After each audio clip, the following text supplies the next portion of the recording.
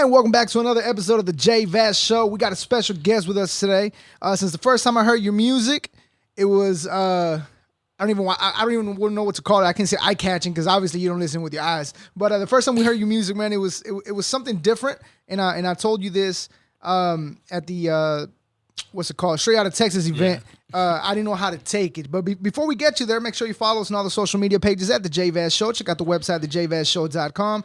Make sure you subscribe to the YouTube channel where you can find the video version of this and all of our other interviews as well. And as we mentioned, we got a special guest with us today. This is going to be a pretty interesting interview, not just for myself, but I think for other people, because it's kind of educational, I guess you can say, for some people like myself that are not too familiar with the whole situation we're about to talk about. And joining us now from the north side of Houston, originally from Tamaulipas, you said Nuevo Laredo, Tamaulipas, TxMxFlex. What's up, man? What's up, Big Pimpin'? How you doing? Hey, man, I'm doing good. And again, it's exciting to have you here. Appreciate it. We're trying to have you here last week. Couldn't happen. We're making it happen today. And again, you know, for anybody who didn't, you know, haven't seen the quick little interview we did behind stage at the Straight Out of Texas event, when I first heard your music, actually, I'm not even going to say when I first heard your music. When I first saw you and you said you were on a contest, before even hitting play, I was like, we got another Chingo Bling character. Here we go. Yeah, you know here we go again. Yeah, and again, I hit play because I mean, I'm in this, I guess, media where I don't care. I have to listen. You know what's really ironic about that, though? Talk to me. Nobody... It's like, I feel like Bane, you know, nobody cared about me before the hat. Yeah. Literally, like, the hat is the most eye-catching thing about this project, and once it catches your eye, the next step is making you hit play. Yeah. Like, first I'm trying to get your attention first, and then I'll make you hit play. And it worked. Because, again, that's what got me. I was like, okay, Chingo Bling, let's go. And I hit play, and I was like, okay. Not Chingo Bling. Not Chingo Bling. And it's got a message that, again, we were talking before we started recording, that I know I'm not the only one that doesn't fully understand what being a dreamer is. And we're going to get into that here in a second.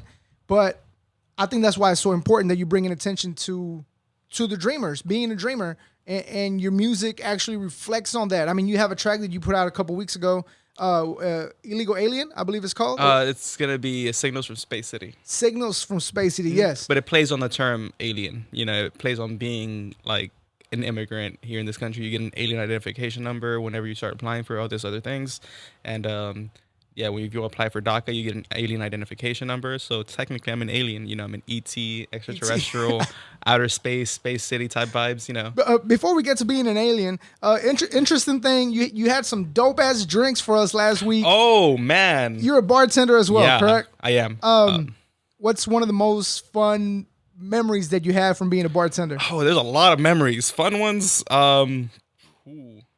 One of the most fun memories that I've had as a bartender, honestly, like, it's not the memories that get me. It's the people that you meet. Like, you meet kind of like the ragtag group of people that society is kind of outcasted when you're bartending. Yeah. People who work in the service industry are built a little different. Some people think it's crazy to go into an industry that doesn't have any future, but you're also making a lot of money in the short amount of time that you're working. Yeah. And people that pick up on that, like, and it's just like, it's a lifestyle, bro.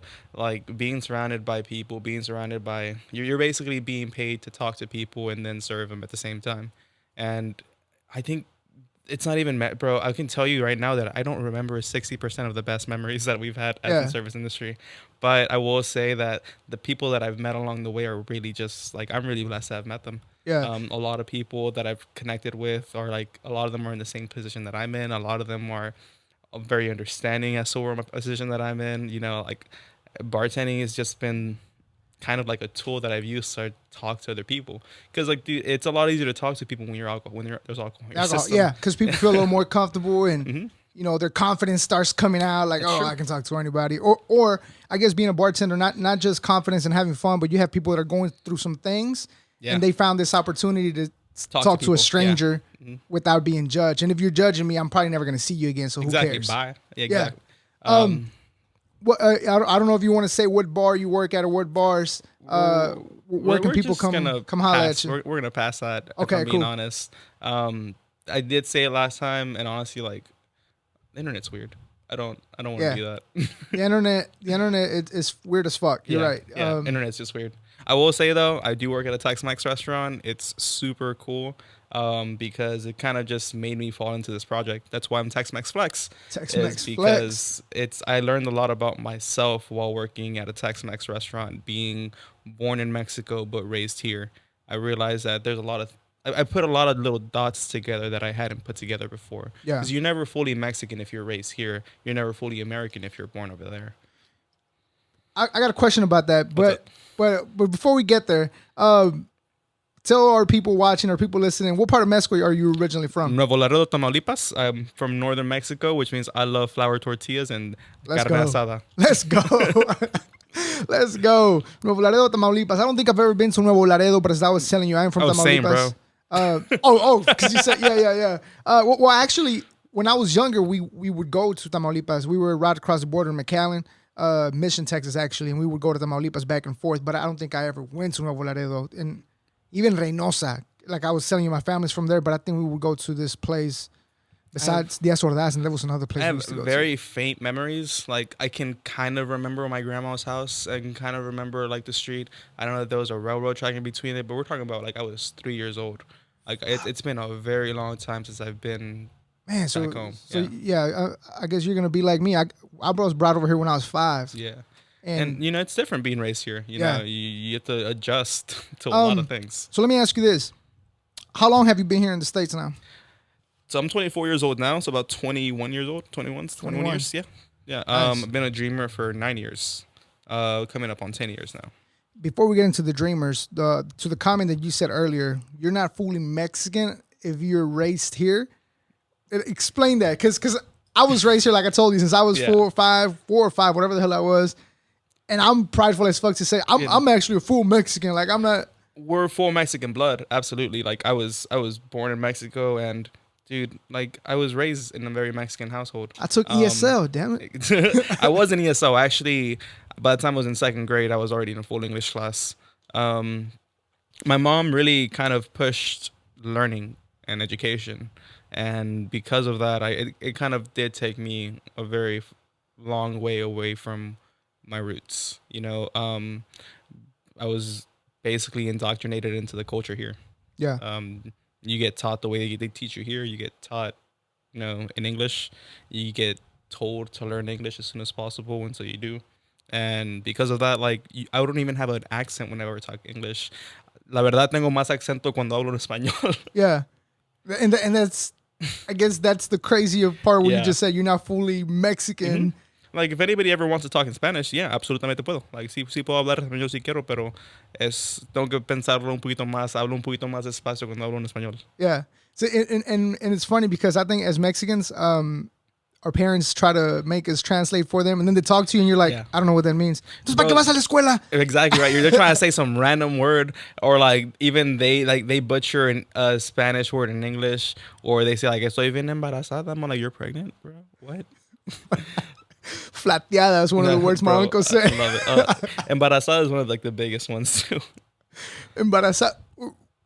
So what is the proper term? Now that you're saying, I was like, wait a minute, that's not how you say it. Oh man, don't put me on the spot like this. Oh, come on. Don't put me on the spot. I don't even know what it is. Because my whole life, that's why I'm here. Está embarazada, like she's pregnant. Oh no. Like ashamed, like embarrassed.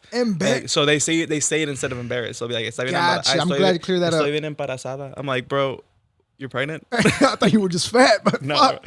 No. bro. It be like that. People don't think it be, but it really do. Yeah.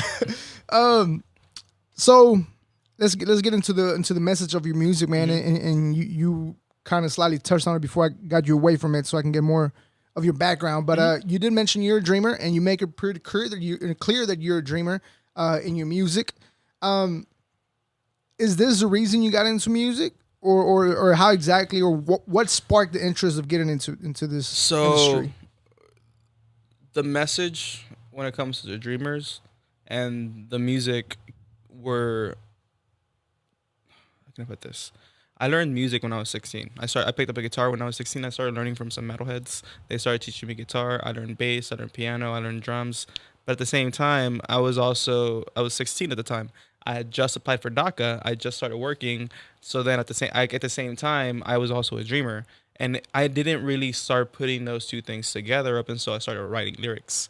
Once I started writing poetry and started getting a lot of that angst out of my system, you know, you really kind of, there's a lot of anxiety that comes with being an immigrant here. You Yeah. know, there's a lot of high expectations, a lot of things that you cannot do, a lot of things that you shouldn't do for sure. Definitely don't be dumb enough to do some things. Yeah. And it's just it's being okay. So being expected to be of a higher standard person than your average other person here in America is very stressful because you're being expected to be up here where everybody else is just chilling down here and not really caring. You know, But it's a good stress though, ain't it? You don't think? it's kept me in line. Like it's kept me in check. You know, in the past, 9, 10 years, like there's you have to walk a very very fine line whenever you're an immigrant or whenever you have any sort of non-full citizenship status here in this country because you know that at any point it can be taken away. You know, growing up in middle school, I didn't really hang out with a lot of people. Like it wasn't until high school and I started learning music that I really started expressing myself and really going out and talking to other people. Back in middle school, back before I was even a dreamer, when I was just another immigrant in school, like it's really hard to adjust to two different lifestyles whenever you're being raised one way at home but then you're being taught a different way in school. And it just it's an adjustment that you just have to make. You know, it's back to the thing about being not being fully Mexican, even if you're raised here, and not being fully American, if this and that. You're at the same time you're expected to be Mexican enough for the Mexicans and then American enough for the The Americans at Americans. the exact same time, which is really stressful. But it also goes into being like Tex-Mex Flex. It's being Tex-Mex is a fusion. You know, can it be appropriated? Absolutely. Like it can be an appropriation and an aberration of our culture. Like definitely, somebody can just take a traditional Mexican recipe and just butcher it and call it Tex-Mex. Absolutely, that can definitely happen. And it Um, does happen. it happens quite a bit, but I think the biggest point of Tex-Mex is that it's supposed to be bringing two things together. Like there's a beauty in it, and there's the rest of it. You know, the Yeah. beauty in it is being able to find the harmony between that. Being Texan and Mexican. I was raised here in Texas. I was raised in a very Texan fashion. Like even my accent sounds super Southern. Yeah. Um, Being raised Mexican, I didn't even eat Tex-Mex, bro, until I started working at this job. I really didn't even eat Tex-Mex because growing up, you're like it's taboo. You're not supposed to be eating Tex-Mex because it's an operation. It's like it's a terrible thing to our culture. Yeah. But once I actually started working in Tex-Mex and started like learning about how it can be a beautiful thing, then that's when I kind of took that mantle on for myself. I'm like, yeah, man, we're gonna be Tex-Mex Flex, like that works. And pretty interesting story. You told this again. You told us this story at straight out of Texas, but for anybody who might have not tuned in, you actually started. You brought out Tex-Mex Flex because of a contest you Yeah. guys had at the Mexican restaurant you work would at. have this project would never be possible. Would have probably never happened. I probably would have come up with some other random different name. A few months ago, my job had a contest. It was a talent show, and they were like, "All right, you can submit dancing videos. You can submit, this and that. Just show your talent." I'm just at the time, I'm like, "Well, man, I'm already a rapper, so why not?" So I found a beat. I started writing to it. My producer, my engineer at the time, actually I work with him. His name's Stretch. He invites me over to his house. I'm like, hey man, Stretch, you got to help me out with this. And then what ended up happening is after we won, they gave us both the prize because he works for the company too. So we both ended up getting like a 55-inch flat screen TV and the soundbar, and that was crazy because I didn't feel like I was the best person in that talent show Yeah. because you never think from your perspective as an artist you're never good enough. Yeah. Like it's never nothing's ever good enough, and I didn't think I'd won, but then I won, and I was just flabbergasted at that because I came out of left field. I was getting mentally prepared. I was like, nah, I'm gonna be like second, third place. Like these two were really good. I ended up winning, and it was based on like the theme of it, the context of it, the fact that I went out of my way to not only make a song, find a beat, get an engineer, send it off to editing, shoot a music video. You know, it was the way it looked as a whole. Yeah. And that's when I kind of realized, hey man, if I wanted to be a musician, I can do this, and this would be the good start to do it with. I already have the people. And speaking of which, I actually am working on another thing. I'm working on a. I just finished shooting a music video for the Kung Fu remix to Corday. I did a Corday Kung Fu remix. It's gonna be based on the Dreamers, and I think that the timing of it is going to be a little bit interesting because we're just now finding this just happened last week. Oh yeah, we want to talk about the Dreamer thing too. Yes. Um, Before we get to what happened, to the people listening, the people watching, what is a dreamer? so Dreamers are part of this group that's under Daca, which stands for Deferred Action for Childhood Arrivals. It deferred in the sense that you're not going to get deported. If you apply for DACA and you get you get accepted, that's like a worry that can be taken off of your chest. You're deferred because you're not they're pushing things off so you don't get deported. You can work here legally. You have a work permit. They give you a social security number, your alien identification number. You're not allowed to apply for a financial aid. First of all, that's a big thing. You have to pay your taxes.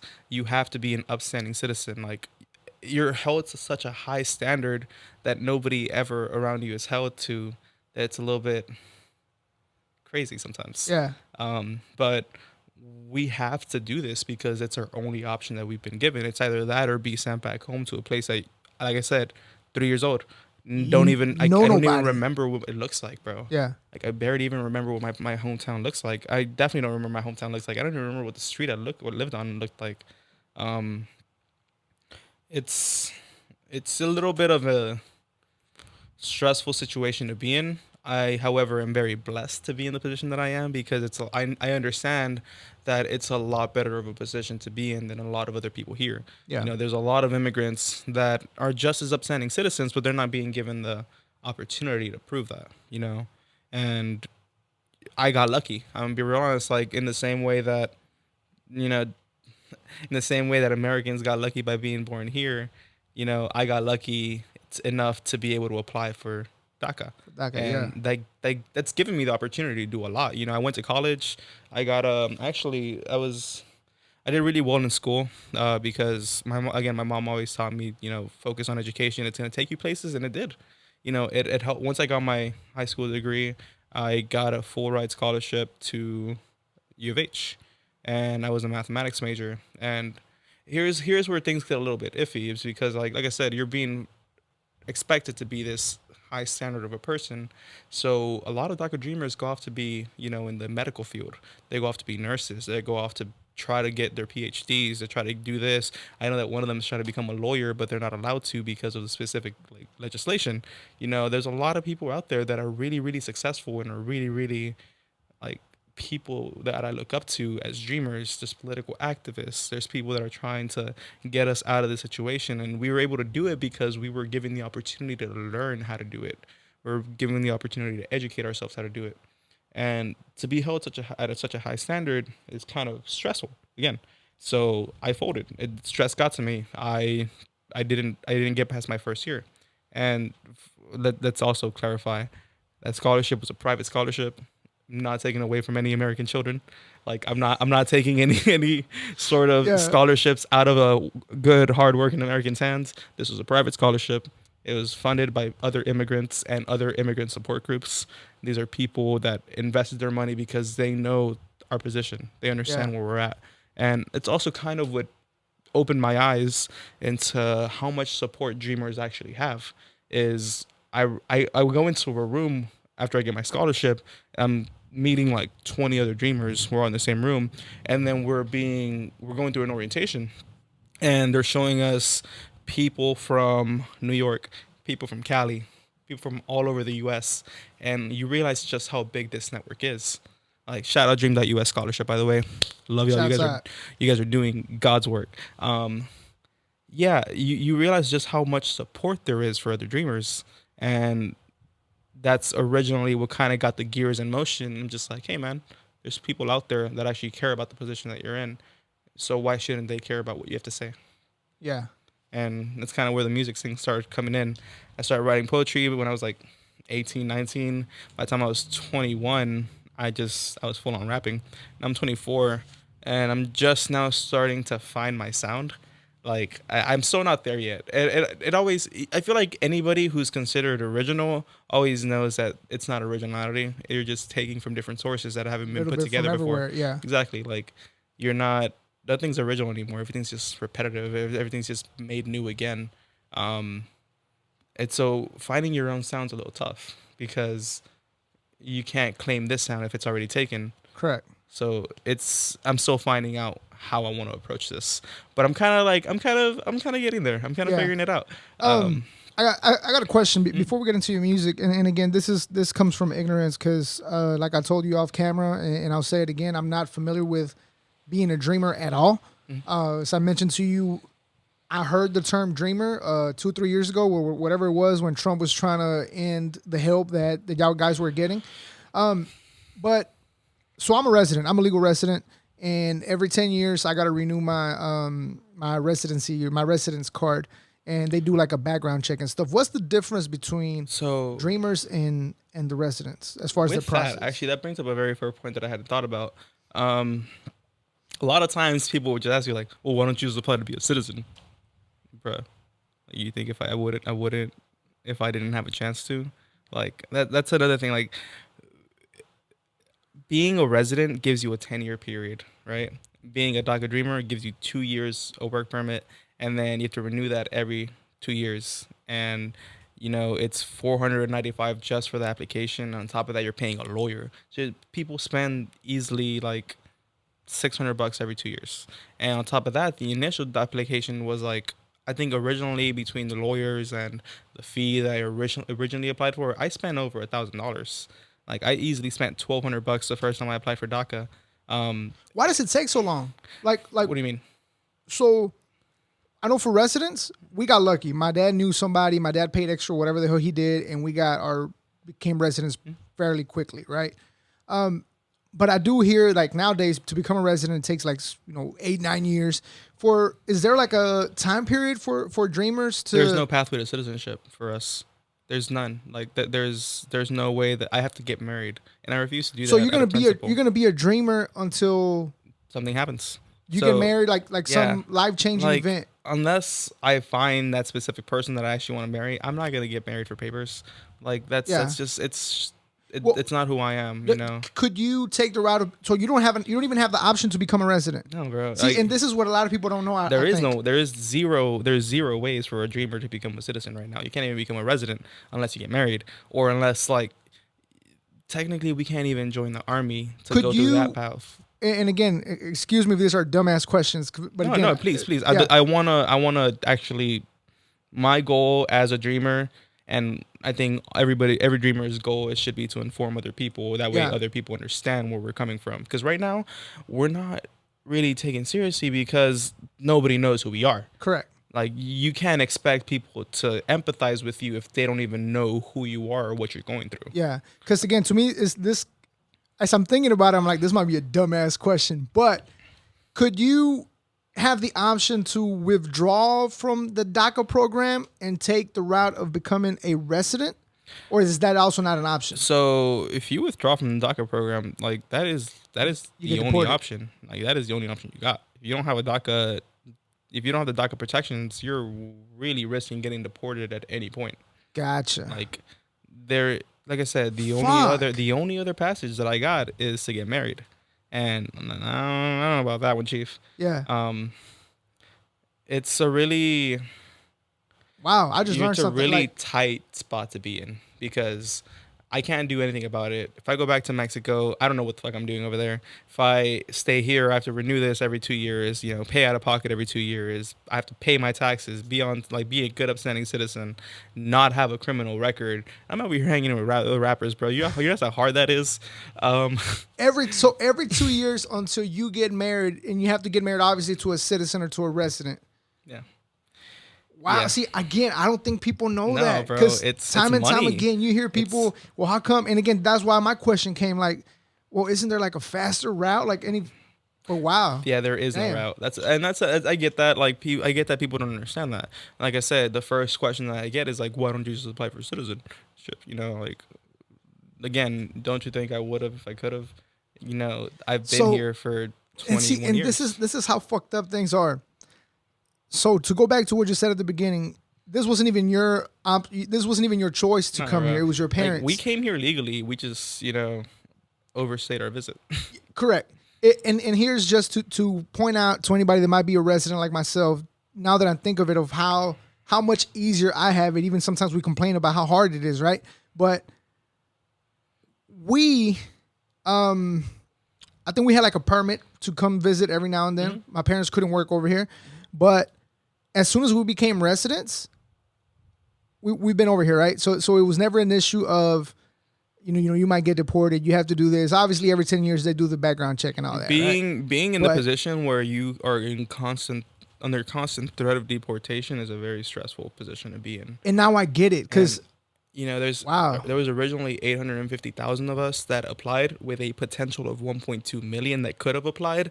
There's only about 455,000 dreamers left.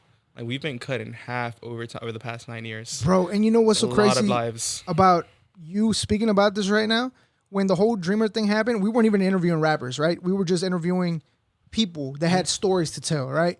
And when the Dreamer thing came about, we wanted to have somebody that was a dreamer. And I got on Facebook and I asked, hey, if anybody's a dreamer and you're cool with coming and talk to us about this, like, hit me up.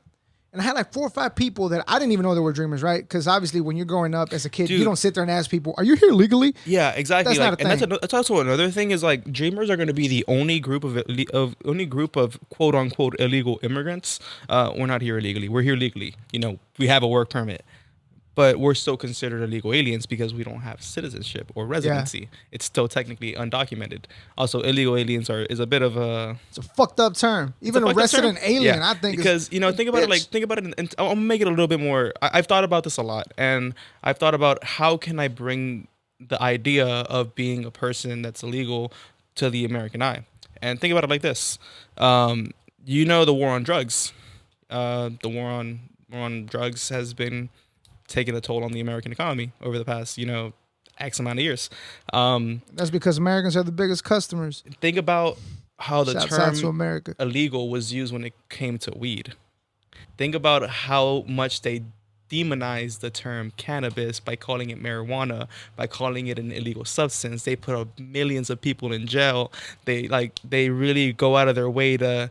The term illegal kind of desensitizes you from being able to think about that person as a person, because Yeah. they're not a person. They're somebody who broke It's the them law. illegals. Like, yeah, the way they say it. Yeah. It's the way you say it too. The term illegal, it's supposed to desensitize you from being able to empathize with somebody, because why should you? They're illegal.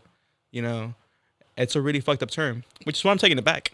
Like illegal alien, bro. Alien, that's a dub for me. Like Yeah. that's easy, low hanging fruit. I'm gonna reappropriate that word and Yeah. make it a positive thing to be an alien, because, dude, for a nation of immigrants, you know whose point of view is least cared about? Fucking immigrants. Yeah. Like, nobody cares about what immigrants think, even though it is a nation that's built on immigrants. They don't even pay taxes. Exactly, bro. I'm What paying word? taxes every fucking year. Like, I have zero criminal record. Like, I don't even have a fucking speeding ticket. Like, I have never gotten pulled over by the cops. Fucking knock on wood. Like, never gotten pulled over by the cops ever. I am, for every, intents and purposes, a good citizen.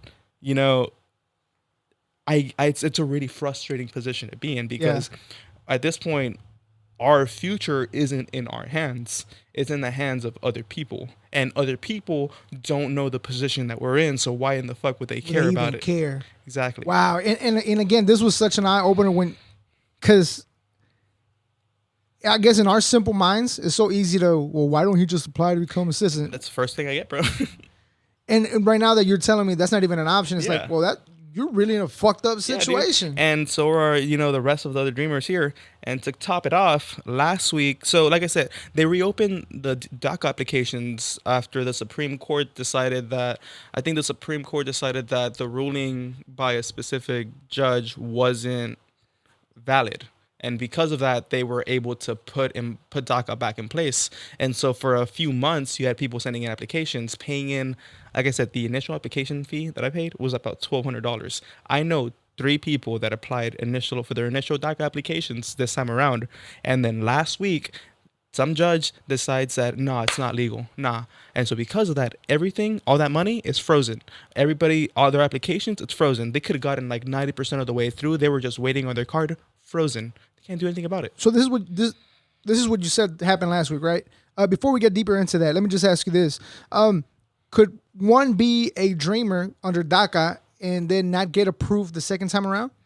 Yeah, I mean, all it takes is a misdemeanor. Like all it takes is something. So if you get pulled over for drinking and driving, oh, definitely DWIs are gone. no go. Yeah, DWIs, drugs, it immediately just that's taken away. And this puts a lot more emphasis on what you said. How when you told me about, we get put in a different, higher expectation in my head, I was like, well, that's a good thing. But now that you say that, that's fucked up, because how many, legal Americans or how many DWIs, residents, bro. Like I said, I've never even been pulled over. Wow. Fuck, bro. Like, I know this was supposed to be music interview, but it'd be like that. Even me being a Mexican, a resident, all this is new to me to hear this. But okay, like I said, it's really easy to desensitize somebody whenever you're being thrown the term illegal. Yeah. You don't. Why should you care about it? Yeah. Okay. So to go into more detail, you said something happened last week, and this is what you were talking before I interrupted you. And how is that actually affecting people? So let's say somebody is applying for DACA the first time. They get all their money together. They get all their paperwork together. They send it off, and easy $1,200 that they just paid out of pocket. Pay the $1,200. You go through the process of getting your biometrics done, which means they take your fingerprints. You have to do this and that. Make sure that you have to get your criminal record background. Like, you have to go get that and then send it off. And then you do all this. You get all this paperwork together, your birth certificate, your this and that, your passport. You put everything together. You send it off. You go do your biometrics. This is like a process that's taking months. Like, this isn't like a quick process. The U.S. government is not fast. Yeah. It does not have fast processing times. Even as a DACA recipient, you were asked to send your application 3 months in advance. Last time around, they were asking us to do it 6 months in advance. And there's a lot of DACA recipients that are still waiting for their work permit to get renewed, bro. Like, I know for a fact that there was a backlog of USCIS cases that Biden just addressed like last week, like literally right before that happened. Wow. Okay, so, man, this is pretty fucking interesting. And the fucked up thing is what you said earlier, that you don't have a choice. Your future depends, not just that, but your future depends on these assholes that have no idea what you're going through. Not just politicians either. Like, my goal isn't to sway politicians. Politicians are going to be politicians. They're going to be congressmen, are going to be congressmen, congresswomen are going to be congresswomen. There's the people that already support us, and there's the people that say they support us, but they still aren't going to, they're still trying to throw us, by throwing the Dreamers into the same thing as a fucking budget bill, you're trying to make it everything or nothing. Either I'm getting this done or Dreamers aren't getting citizenship. And every single time that we've been brought up to Congress, it's attached to something else. It's never its own thing. It's always attached to a budget. It's always attached to an immigration reform. It's always attached to this and that. It's never going to happen because you're throwing things in there that the other side isn't going to approve. Like, they're not cool with that. Yeah. They'll give you this. I can promise you that about more than the majority of Congress people are actually for Dreamers. Most of Americans, once you know who they are for Dreamers. Like, once I sit here and I tell you what the position that I'm in, and I get you to understand it, people will support you because they think it's fucked up. What they're doing is basically, by putting us into this little group of things, we're not going to ever get it if you keep throwing us up there with budgets. That's just, it's not. On top of that, the Dreamers have put in, I think, I looked it up in the middle of I was in the middle of the pandemic. I was looking up like DACA statistics just because, like, it's always comforting to know that there's other people out there. There was 27,000 essential workers that had DACA, while working. Americans weren't working. They were getting unemployment. Yeah. Guess who was working? Immigrants. Yeah. Bro, guess who was out there putting their lives on the line? Me, myself, bro. I'm over here trying to bartend for people and so these serve people were just a number. And I have a mask on they weren't forced to put a mask on. I'm putting my health at risk. My dad almost died because he caught COVID, like in November. I mean, it's December. Like he almost died because he got the Rona, and more than likely, I have to live with the fact that it probably could have been through me. I almost had to live with that. You know, My that my was dad passed because of COVID, and yeah, it's it's always something that's in your mind because you realize that maybe he got it through me. I work in the service industry. This is before vaccinations came out. I work with people that I work in TxMx. yeah. People, there's half the people that don't actually care if you wear a mask or not. I'm wearing a mask the whole time because Yeah. I'm trying to protect you from whatever I may have. But Who's these protect? Yeah, customers, who's protecting the people who's working in the service industry, bro? On top of that, nobody cared about the service industry throughout this whole pandemic. You know who cared about the service industry?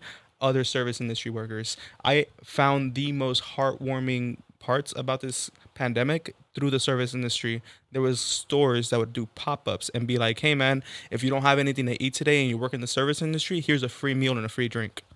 you know there was a lot of that going on, and nobody was, other than that, nobody else was helping out the service yeah. industry, bro. It's not just dreamers, like, it's people who aren't considered important to society. And when you're working in the service industry, it's service is like a few letters away from servant. People consider us the new servant class. I mean, Being an immigrant, unfortunately, yes, that's how yeah, people look and at it.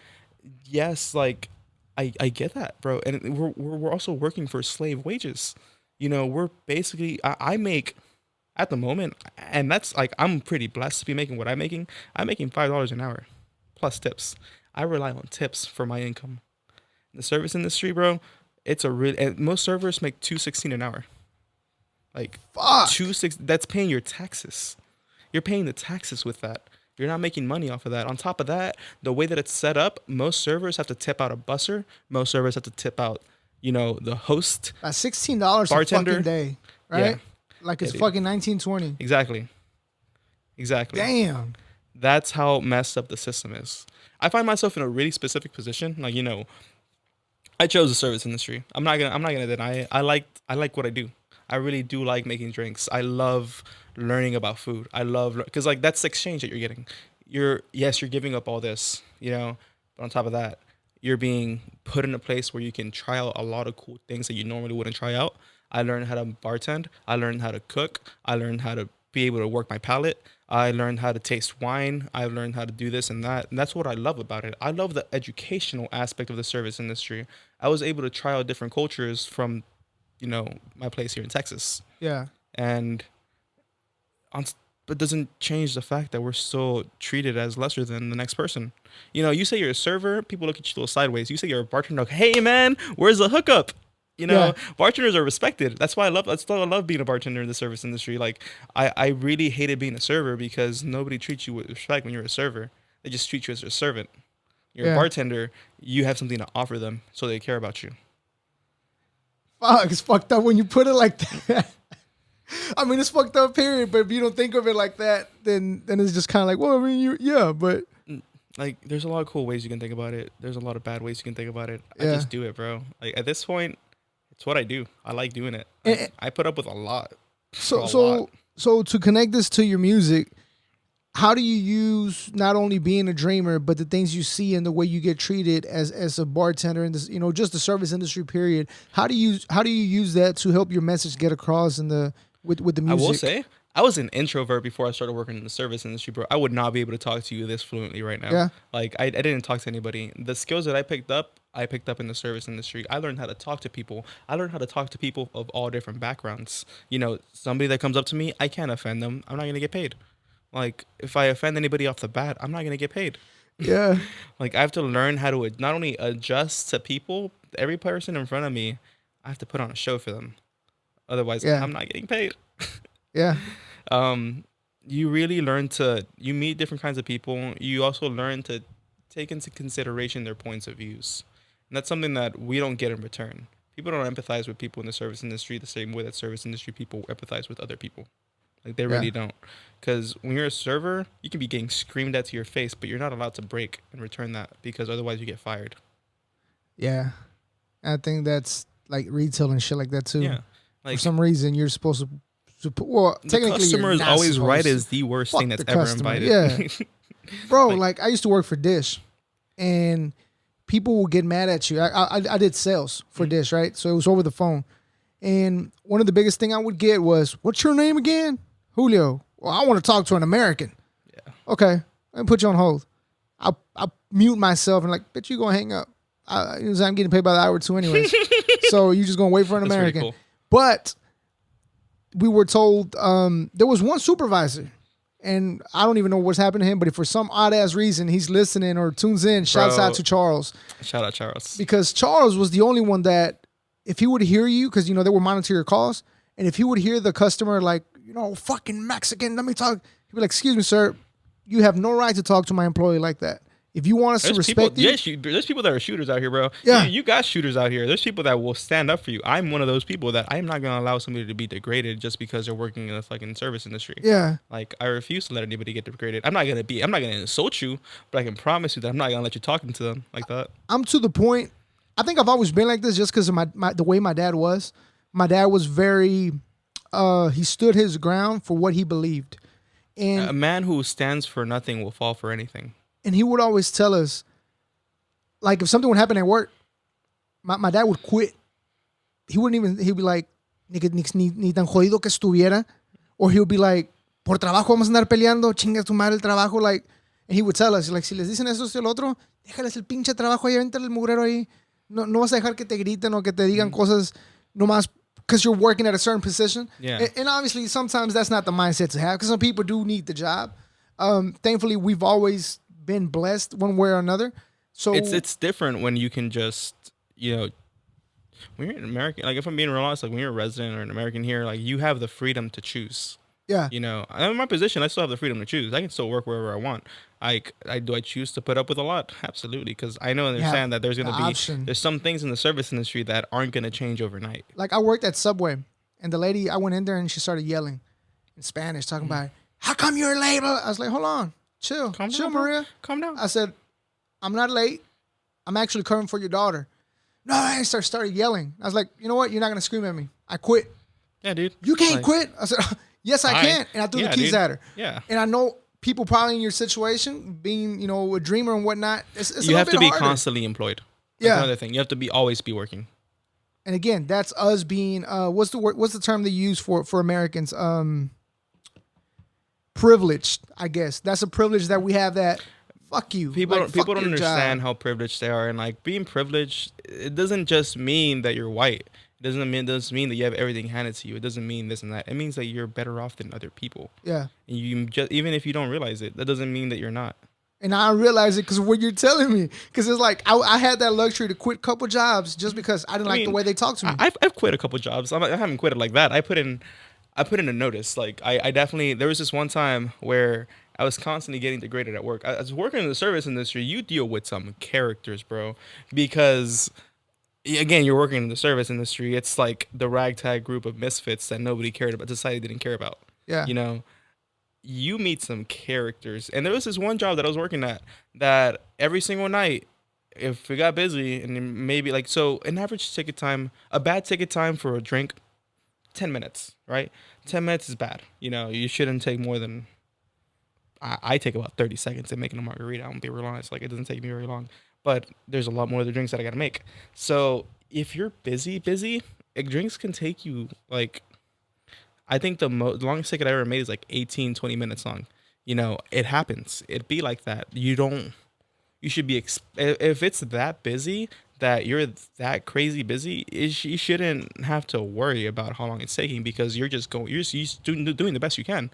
I've worked with people that would scream in my ear, like I'll be making the drinks right here. I have somebody screaming like right here, talking about why is the drink taking 8 minutes? And this is mostly at fine dining establishments. They're gonna be like, why is this taking 8 minutes? This customer is already waiting. And I'm just like, bro, hey man, it's only 8 minutes. Calm down. So it happened every night, and he'd be yelling at me, constantly degrading me, talking about this and that, getting an angry tone on his voice. Well, I'm just like, why? It's not helping the situation. Yeah. You're just making it worse by giving me anxiety at the same time. And eventually, he'd come back and apologize. Like, hey man, I'm sorry for talking this way. But when you're doing that every night, it gets really old after a while. And if For sure. you're doing it every night, but apologizing, just because you're apologizing doesn't mean that you're Doesn't mean you can changing. come back at me again Yeah, it doesn't mean tomorrow. you're changing anything. You're still doing it, you know? So eventually I got tired of it. I'm like, hey man, I ain't about to sit here and take it. So I quit, and I told them exactly why I quit. I'm like, I'm not dealing with that. Why should I? Like, there was absolutely zero point. I'm still a person, you know? Nobody should talk to anybody sideways because of a ticket time. Yeah. So there's been plenty of times where I've just been like, nah, man, it's not Fuck worth it. this job. It's not worth it. Fuck this Like, job. Yeah. I really like that job because of my mentor. The first mentor that I ever had in this industry taught me how to become a good bartender. Like how to be a craft bartender. I'm a craft bartender. You know, there's dive bar bartenders that I originally worked at. Like working at a dive bar is cool too. Like it's a different style of bartending. You're making Jack and Cokes and pouring beers and putting out bottles super fast. 10-second service, you know, in and out. Craft bartending, you're putting time into making the syrups. You're putting time into infusing things. You're putting time into learning the recipes. You're using a pour, like a jigger, which is like a measuring thing. Everything's got to be exact. There's a science to it. You're basically a mixologist. Yeah. That's basically what you're considered. And I love that, dude. I love that aspect. I started working my palate. I started tasting about wine, tasting different foods. But the stress that I was dealing with by that person was not worth any of that, because you have to understand, you have to be able to respect yourself before anybody else is going to respect you. Correct. Man. Yeah, man. I worked at a store one time, and this quick story before we move on. I worked at a store one time, first day getting hired. My friend put me on the job, right? So I'm like, I gotta last here a little bit. Mm-hmm. So this guy, for some reason, I guess this is how he talked to people. And he was like, remember, it's my first night working. He's like, grab a pallet and you should be done 30 minutes. I was like, bro, I don't even know where anything's at. Well, you learn as you go. All right. Well, if you're whatever. not teaching anybody, how can you expect them to Exactly. know? But at this point, I'm like, whatever. So I'm doing my thing. I'm like, can't be that hard, whatever.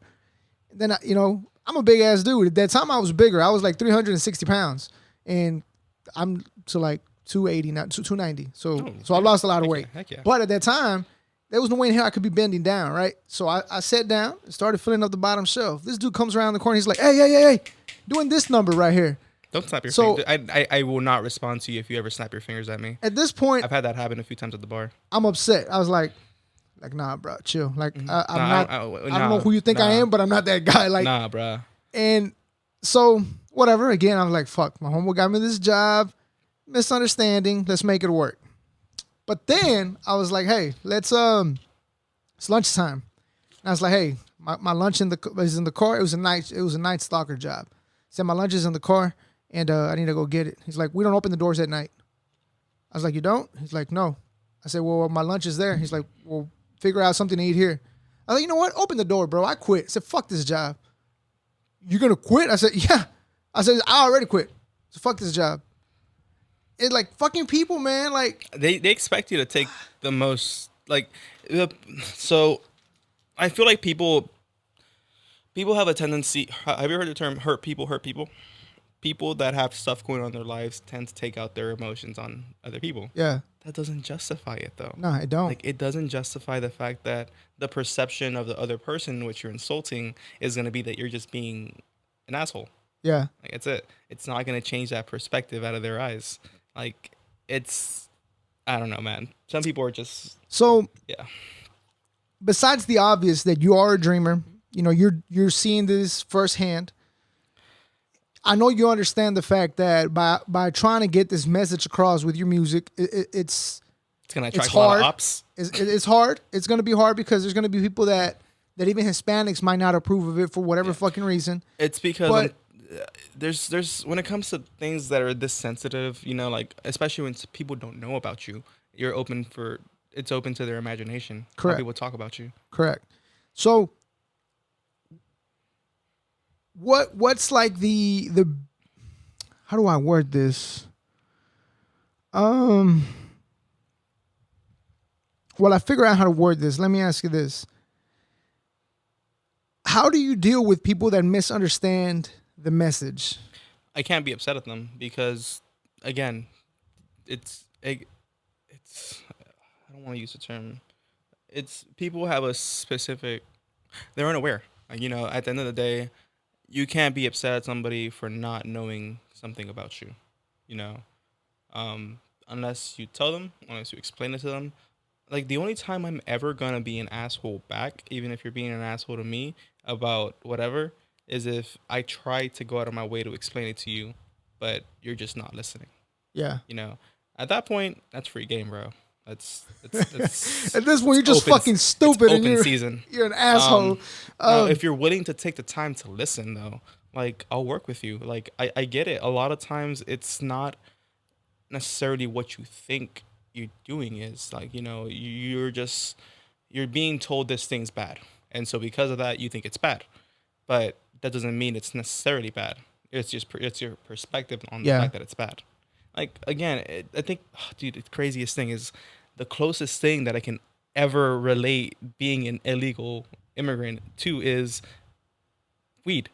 Like weed in the United States is it's the hottest topic right now, and I'm gonna I'm gonna put it like this: the war on drugs, like I said, it was an illegal substance. It got a lot of people in jail. It got a lot of people's lives messed up, and over something that we're trying to legalize now.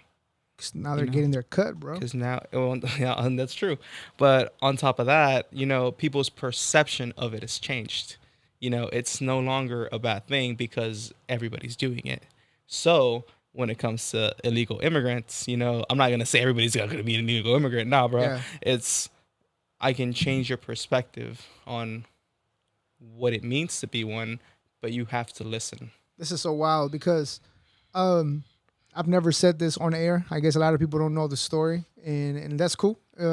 But I'm the son of a dope dealer, and he for 50 plus years never had a job. We were raised off this, and my grandpa did not approve of it. My mom's dad, and it was frowned upon of you're with somebody that's doing something illegal. Mm-hmm. But now the own government is selling what my dad used to, bring Yeah, over here. exactly. But again, because so now again, you're using some good ass examples because when you put it like that, like yeah, being a dreamer is just like being weed Yeah, because exactly. people don't understand It's it. based on their perception of you. Yes, and it was like, oh, you can't be with somebody that has no future, blah blah blah blah. Okay, well, cool, whatever. I mean, rest in peace to my grandpa. Rest in peace to my dad. I'm not judging them. I'm just speaking on their story and what I got from it. But wow, again, great examples, That's bro. the closest 'Cause- example I can think of, honestly. Yeah. Like, and I've been thinking about like how can I bring the term dreamer into like a much more relative term. I can't keep using the term illegal alien. Yeah. It's the term illegal just has too many negative connotations. So I guess this takes me to my next question. What the importance of getting your message across? Talk to us about that. I mean, Besides, like I said, besides the obvious that you're living it. yeah, that's one thing. I'm being real honest, bro. Have you ever heard the story of Moses? I'm ignorant when it comes to that. Something tells me like, okay, there's like a gut feeling in my gut that I've had for a very long time now. The term so Moses was basically the leader to his people, right? He brought his people to the promised land, but he was never going to be allowed to see it. Something tells me I'm not going to be allowed to see it, but that doesn't mean I can't ease the process into it. And I'm not doing it for myself. Like I said, there's 3 other people that I know that applied for this, and they got their futures destroyed in the past week because of literally just a decision by some random person that I don't even know. Just Yeah. decided that, yeah, man, I don't care how much money you've put in. Dreamers themselves have probably invested millions, if not billions, of dollars into this economy, but we're not seeing any of it. We can't apply for Social Security benefits. We don't get any of that back. We're just putting money in without getting money out.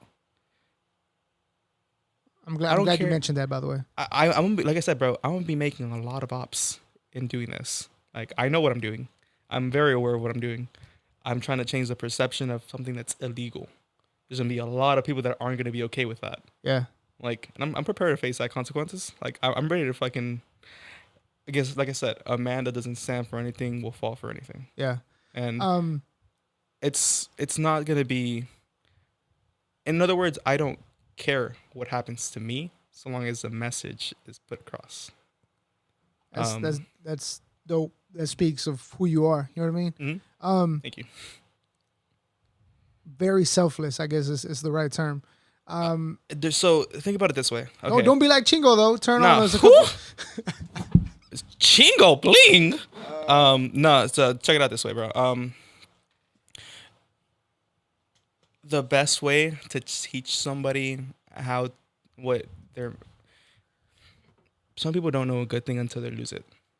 I'm gonna try to do my best. If everything ever does happen, and then things go south, and for whatever reason my DACA gets revoked the next time I apply for it because somebody's like eyeing me sideways, you know, if something like that happens and I happen to go back to Mexico, my goal is to make as much of an impact as possible because people aren't gonna notice it while I'm here. They're gonna notice it when I'm gone. Gone.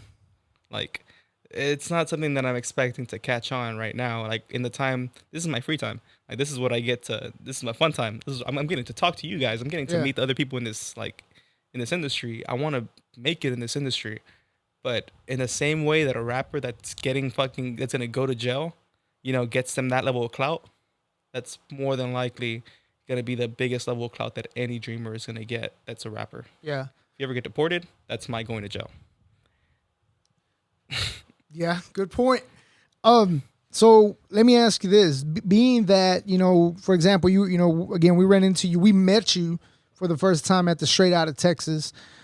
Shout out Hustletown Network. Shouts out to Hustletown Network, bro, man. Dude, Tex was like the most like inviting person ever. He was really cool. Yeah, like, it was really nice to meet. It was my first time meeting him, and he treated us like we're, you know. Yeah, dude. He treats everybody like their family. Yeah, so shouts out to Hustletown Network and Tex and Straight Outta Texas, everybody out there. Shouts out to everybody that participated on the contest, which is what I'm about to talk about. Shout out that Mexican OT for that performance, bro. Shouts out to that Mexican OT. Dude, he's more than likely going to win it. So that's what I'm about to talk about. Being that, you know, you're bringing a controversial, and it shouldn't even be controversial, but that's what we're going to call it, because at the end of the day, that's what it is. Anything political is going to be controversial, bro. Controversial topic. That's another thing, though. Fuck politics. Fuck politics. Fuck politics. Like, my life, the fucking life of 850,000 of us is determined by people that we don't even know. Yeah, don't even know you. Fuck. They're judging you just based on nothing, really. Exactly, bro. So my goal isn't to, like I said, my goal isn't to change their mind. It's to change the mind of the viewer. So let me ask you this, though. This is where I was going to. Going into these competitions, how do you feel knowing you're going to perform something that a lot of people are not going to understand? Bro, you saw that competition. I was talking way too fast to even pick up on what I was saying. That's one thing. Like, most people aren't going to be hearing what I'm saying. They're going to be hearing how I'm saying it, which is where the music comes in. Like, I wasn't born into this rap game like everybody else around me was. I was raised a musician. I played guitar, bass, piano, so I know music. I learned rap along the way because, I'm being real honest, hip hop is really easy to pick up compared to, like, I used to be a prog musician, so I was learning. A caveman can do it. Dude, like, I was playing like 6/4 tempos, like everything in hip hop is 4/4, so it's like 1, 2, 3, 4. Nothing is ever gonna deviate from that. Yeah. It also has like the most room for influence in it because you can take that from anywhere. Like anything that's 4/4, you can sample. It's really cool. They're not gonna be worried about what I'm saying. They're gonna be worried about how I'm saying it, and it's gonna be after the fact that they're gonna be worried about what I'm saying. Once you go back and look at the lyrics because you want to repeat what I'm saying, that's when you're gonna be looking at the message. Like, fuck. Which I want to give you props on your delivery. Thank you. Because again, going back to when I first heard you, I was like, okay, dude, whatever. Hit play. Your delivery was fucking crazy. Like, it was just, I don't know. It's hard to even explain it, but it was dope as fuck. Which that's what I'm telling you. As soon as I saw, Tex gave me the list of who was going to be at the show.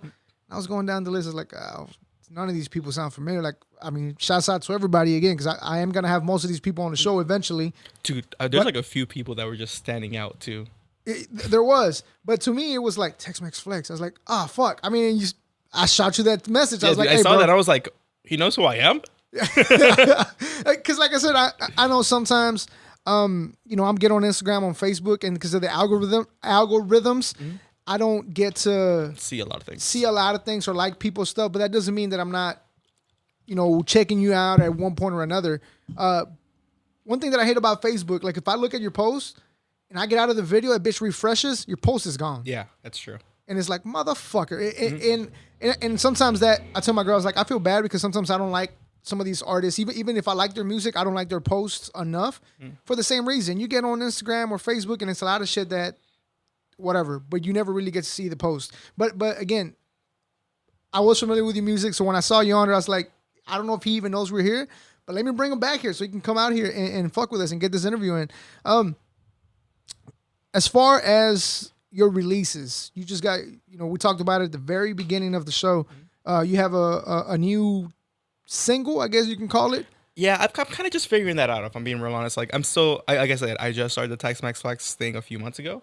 I never even put that music video out. Actually, I think I have a link to it in my Instagram because like my job posted it, but I didn't put it on my YouTube page because I didn't. We put it together last minute. Like in terms of did it win that competition? Yeah, but in terms of the standard that I uphold myself to, Yeah. For anything that I'm gonna put out and put my name on, it wasn't at that level. That's why I chose not to do it. Right now, I'm still working on just figuring out how to do this properly. I'm still figuring out the music industry. Yeah. My goal right now is just get these YouTube streamers up, like the YouTube streams up, because that's the first step to monetizing this project.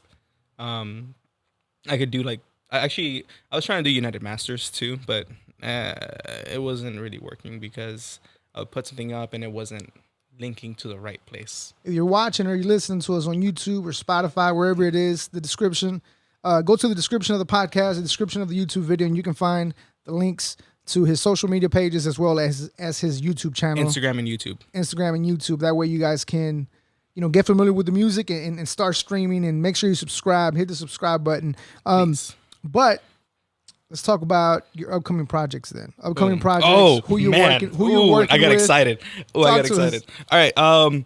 So like I was telling you, that event was like my first show with TxMxFlex. I actually hadn't played a show before that event. Oh, nice. I've done it. I did it under a different moniker for a while. I was Young MX, but that didn't work out because I'm 24 now. But it's like the adding Lil to your name, Lil Mix. Adding Young to it just gives you a time limit. Still young though, bro. Yeah, but I get hear you. that. I don't feel young, not in terms of this industry. 16, 17-year-old rappers out there that are just blowing up. TxMxFlex is something that I just want to do because it says a lot more about who I am as a person. Young MX, yeah, but I'd be expected to be Mexican all the time. I can't do that. I as much as I would love to, I can't do that. Just my accent would throw people off. Yeah.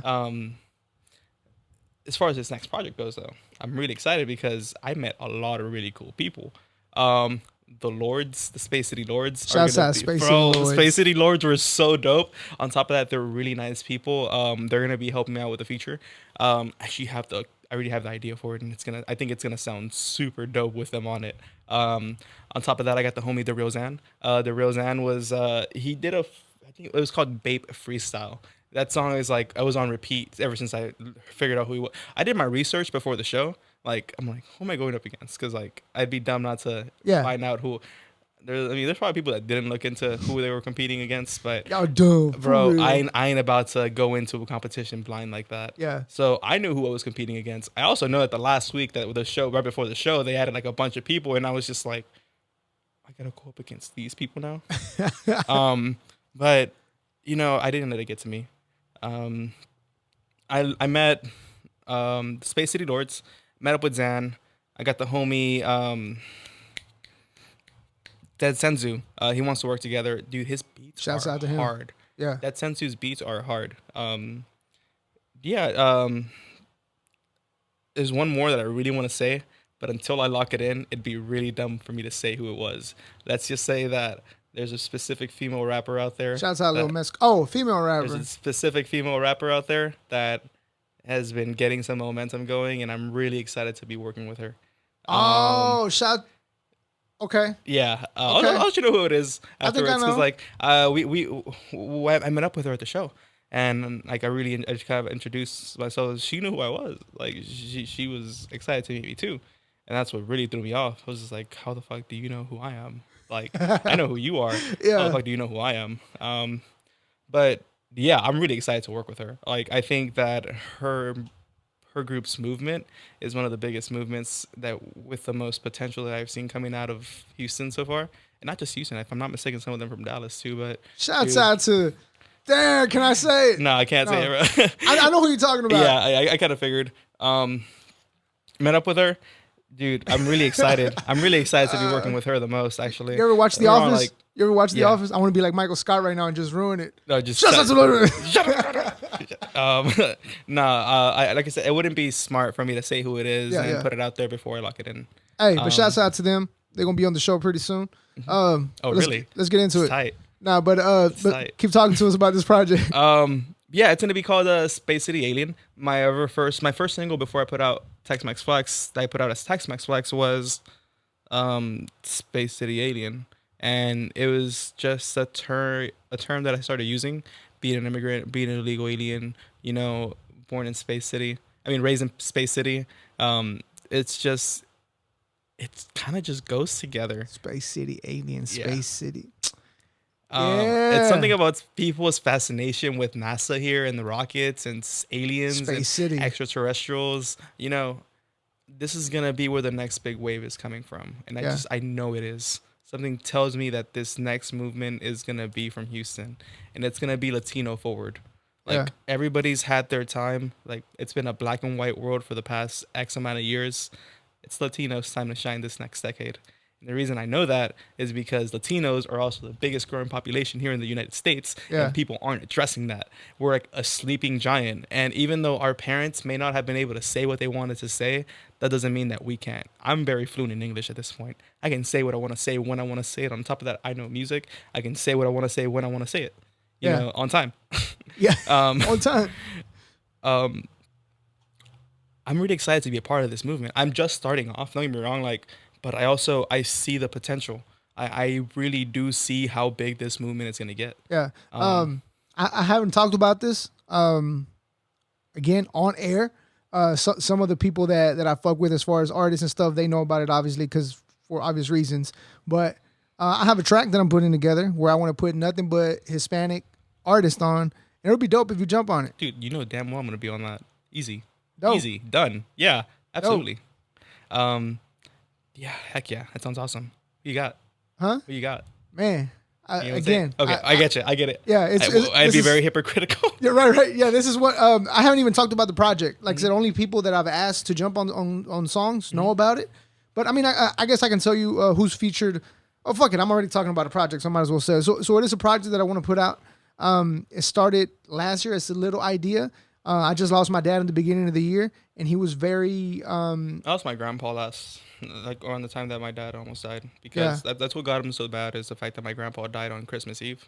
Fuck. And you know, it's supposed to be the day of celebration. Yeah. You wake up to those news that your grandpa had a heart attack. And now it's like there for.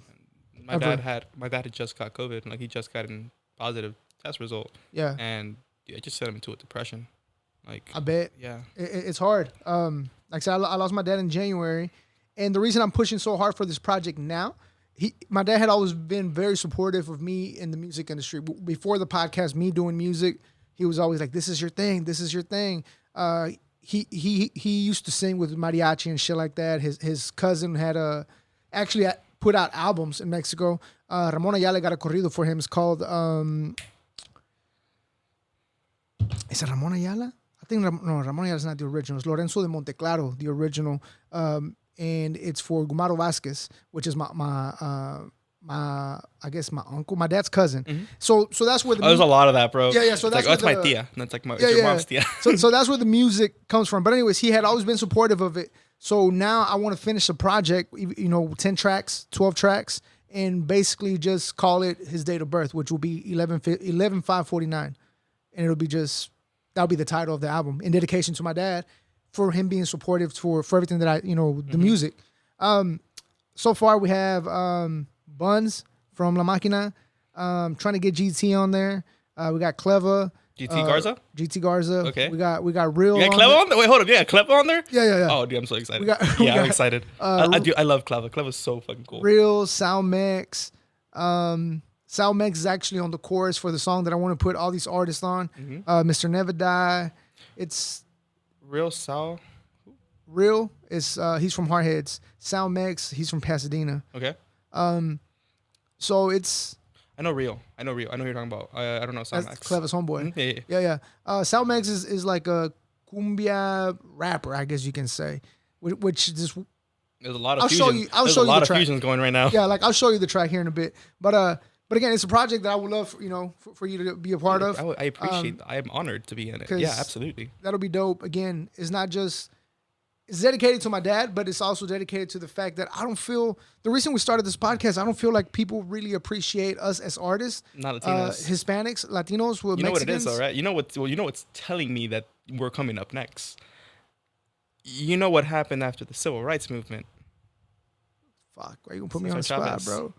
I didn't Cesar pay. Chavez came after Martin Luther King. I didn't pay attention in school, though. Well, Cesar Chavez came after Martin Luther King. Yeah. You know, there was the whole civil rights movement, and Cesar Chavez really held it down for the Latino community. You know, that's why we got as much out of that as we did. You know, there is a cycle to the way things work. I think people's attentions tend to go in a very cyclical manner.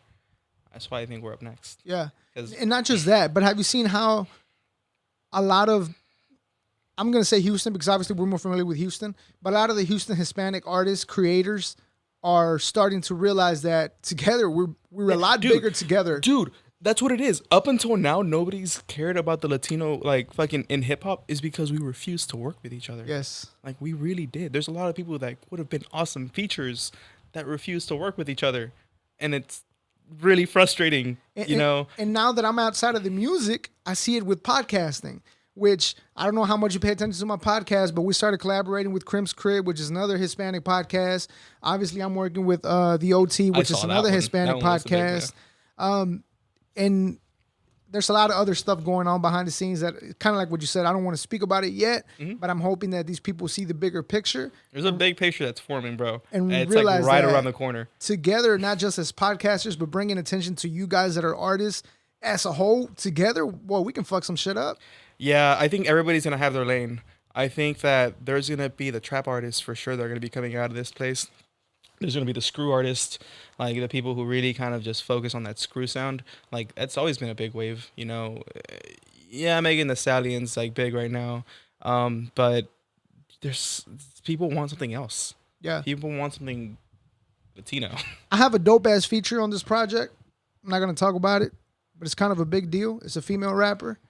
And What's up with these female rappers today? Well, she's a big fucking deal, especially in the Hispanic community. Oh, God. But still trying to figure out how I'm gonna make this work. Tell me who that is after this thing. I got you. I really want to know who that. I think I know who it is. But And if you know how, whoever's listening, if you know how I got this, and if you don't know, then you don't know, whatever, it don't matter. But I'm gonna put her on this project, and still trying to figure out what I'm gonna create around that. But I will say, like, I know what my lane's gonna be, and it's gonna be, as much as I really don't want to talk about it, it's gonna be the political aspect of it. There's the way, that's just what I know. Like, it's not something that just because. Okay, check it out like this. I was a math major.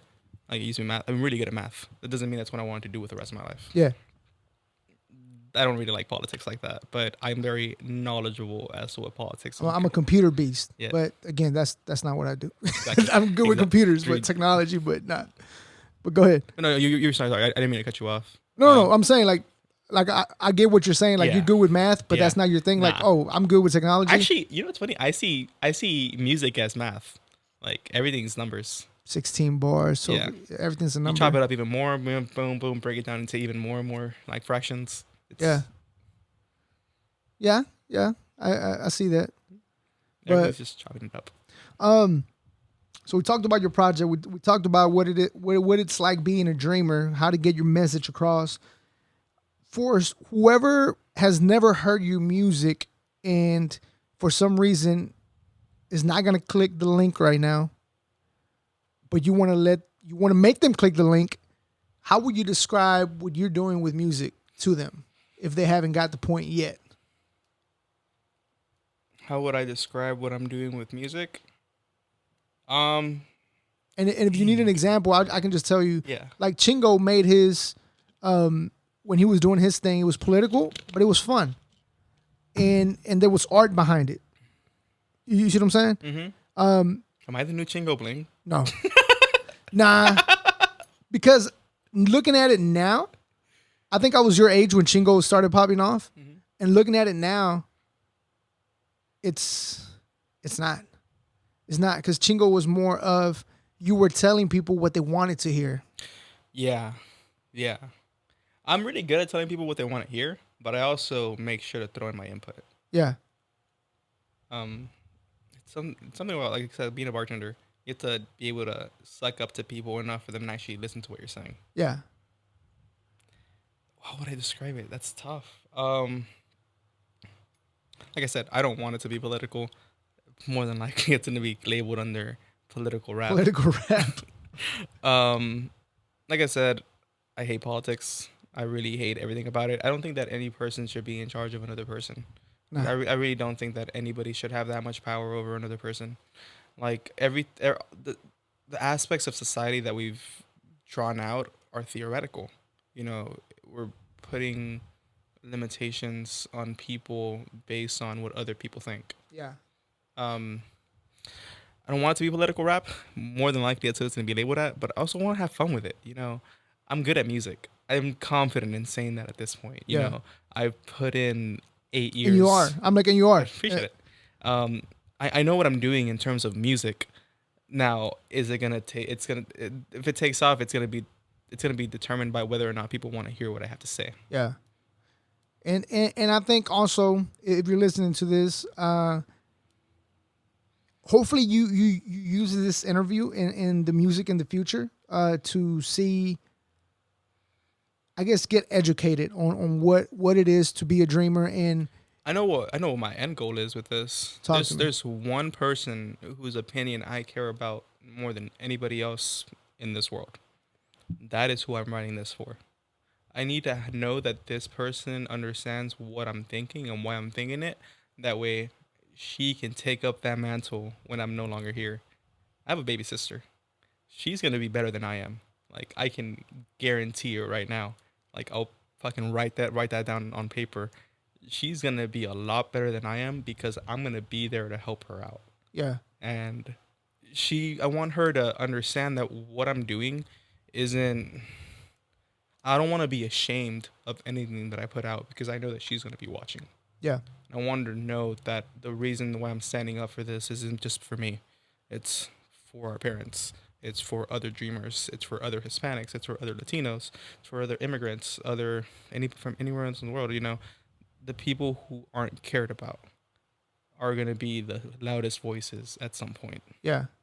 And again, I think she's gonna see how selfless you are, because it's from what you said earlier. Like, if something happens to me, I hope it helps other people. That's why I know That's it's gonna be big, her. bro. That's why I know it's gonna be her, though. Yeah, Like, I understand for a fact that if I'm not here, that's my. I wrote this on the song one time. Like, it was actually based off of another experience that I was going through at the time. But I don't know if you heard Gotham Hoodlums. No, I have not. All right, so I put out a song. I'm writing it for the original Straight Outta Texas show that we were gonna do. It was gonna be a virtual concert, but then it got delayed for another month. They pushed it back, made it a live show. So I wrote Signals for Space City for that song, for that one. I originally wrote Gotham Hoodlums, and it goes, you can call me Batman because I do plan for contingencies. Like, contingencies are when things don't go your way, Yeah. when things go south. Something's gonna go south at some point. My biggest contingency plan is her. yeah. Shouts out to baby sis, TxMxFlex, baby sis. I don't even know how to put that in terms, but shouts out to her. Shouts out little TxMx, whatever. There you she go, wants to- little TxMx whatever Flex. she chooses to go for. And then she gonna get your ass. She'll be like, I'm not little no more. Yeah. TxMx. How would you say TxMxFlex female version? But shouts out to her. Hey, bro. Not only has this been dope because obviously, like I said, I really liked your music. It was dope because it was educational. Again, even me considering myself this Mexican and I support my Mexican people, I didn't know what half of this stuff we were talking about was. I will say that makes me feel better too because like it gave me like I didn't up until I came up into this room and I met you, I didn't know that you were an immigrant. I didn't know that you were a resident. And the fact that you didn't know that, you know, in the position that you're in, really kind of opened my eyes into just how few people actually know about this. If somebody who is basically the middle ground between Citizen and me right here, if you don't know about it, there's no way that they're gonna fucking know about it. Fucking privileged asshole I am. I didn't know. It's not, nah, bro. It's not like that. No, Like, no. But I'm saying like that's the way I look at it because it's like it's like sad. it's a blessing, bro. Like It's you can be. it's a blessing, but we don't look at it like that. Yeah, That's the sad that's the part. thing. That We is true. overlook. That is true. We overlooking the blessing It's very hard to look at being a dreamer as a blessing, but I also understand that it's a blessing because I've been on the other shoe.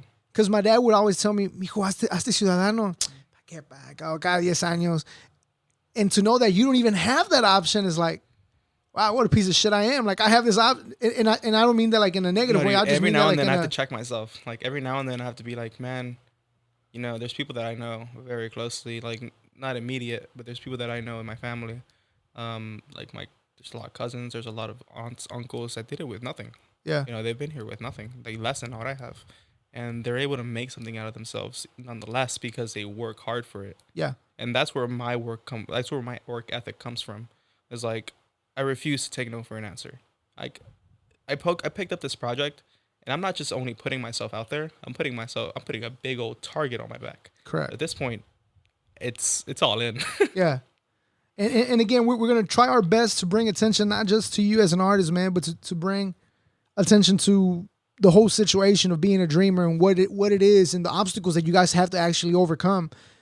Because again, there's a lot of people that don't know that. So I want to say thank you for taking the time to come talk to us, not just about your music, but to explain everything and answer the questions that, like, again, I know when I was thinking of them, I was like, this might be a dumbass question because it's probably Dude, I invite more questions. I posted about this a while back. I posted actually like right after the whole thing happened with the Daca being, you know, taken back again last week. I did post something about that on my Instagram. I was like, if anybody ever has any questions, bro, my DMs are right open. I'm glad to answer any question that anybody has about Daca. Yeah. Like, if I feel like I informed one person a day, that's 365 people a year. a year. You know, And that's- hopefully those 365 inform one person in their day. And then it's like And that's the only way we exponential grow. growth. Yeah. Well, shit, man. Once again, we appreciate your time, bro. Appreciate you educating us on I everything. appreciate you guys listening. Hey, dog, you don't understand, and you might think I say this to everybody, but you don't understand how exciting it was, not just because of the artist side of things, but because I did wanted to know more of what it was to be a dreamer and what it meant. And again, we couldn't make it happen last week because of the weather, the way it was. But today it was like when the other guy canceled, my girl's like, "Are you still gonna go?" I was like, "Yeah, I'm not gonna reschedule on TxMx again. Like what the fuck? That'd be 2 weeks in a row." Like, you know. But thank you for making time for us. Again, if you're listening, if you're watching, you can find the social media links for his Instagram, for his YouTube channel, on the description of the podcast and the description of the YouTube video. But one quick question: you're not on Apple Music yet. So I was trying to do that with United. I was using United Masters, and I put out Signals from Space City. It was supposed to go on Spotify and on Apple Music. I couldn't get into Apple Music because I don't have an Apple. I have a Google Pixel. So then I checked the Spotify link, and the Spotify link was taking you to a completely different song. I'm like, I'm not about to promote that. Spotify is fucked up with that. Yeah, dude, I hate it's Spotify. I so hate when artists bad. send me Spotify links because it doesn't send me to your song. Yeah, somewhere else. So I'm working on that. Like I'm switching over to DistroKid at this point. Like It's the best option. Yeah, I tried using United Masters because I heard it was like it's a new wave, it's a new up and coming thing. I'm like, but if the very first thing that I try to put out with you guys doesn't go through properly, why would I choose to keep doing it? Yeah, well, whenever you're on there, I'm sure we're gonna have you back on here. We'd love to have you back on here in a couple of months or whatnot, and talk I'd love about to be back. Yeah, talk about any upcoming projects or current projects. Hopefully, at the time we talk about the artist that's gonna be featured on your project, even though you don't want to tell us. dude, I'm But, excited. I'm so excited. But I will again, say though, I'll put it this way: the theme of the song that I'm working on with said person is Omega. Omega. Omega. Okay. If you know, you know. If you know, you know. And if you don't know, then you don't know. You're about to find out. You're about to find out. So once again, TxMxFlex, you can follow him on Instagram at TxMxFlex. TxMxFlex at Instagram or YouTube. And again, that link is on the description of the podcast and the video. And keep your eyes and your ears open for TxMxFlex, man. If you haven't done so, make sure you check out his music. Not only is it fun to listen to, it's educational for anybody that I hate reading. So Yeah, I loved reading. My favorite series growing up was the Percy Jackson series, bro. Like, it's something about being in a really bad position that makes you want to, be somewhere else. yeah, And so that's why I really fell in love with reading, and it's because of that that my vocabulary has gotten to where it is. I'm gonna be real honest, like as you can see, I say a lot of cuss words it because be my like that. vocabulary is not it's not where it's supposed Like I to said, be. bro, people don't think it be like it be, but it truly do. But it truly do. Shouts out TxMxFlex once again. We appreciate your time, Of bro. course, man. Thank you guys for having me. Nothing but blessings, and wish you the best. And we can't wait to hear this new project. All right, so And I can't wait to get all this conversation so we can hear, so I can confirm that I know who you're talking Yeah, about on you this probably, project. at this point, yeah, you probably know. They probably know at this point. Yeah. So once again, TxMxFlex, ladies and gentlemen. Thank you, bro. Appreciate it, man. Thank you guys for having me again. Like, it was really fun to actually have people listening to what I have to say. For sure, man. Thank That's you. another thing. Like, one more thing. As a dreamer, I've had people talk for me my entire life. The most empowering thing about this project is the fact that I'm talking for myself, speaking for myself, and giving you my experiences because it's going to be an experience that nobody else can say. You're right. It's Hey, really, I can keep going about this, but yes, you're right. You're right. Yeah. Once again, TxMxFlex. Thank you, bro. Thank you, man. Appreciate it.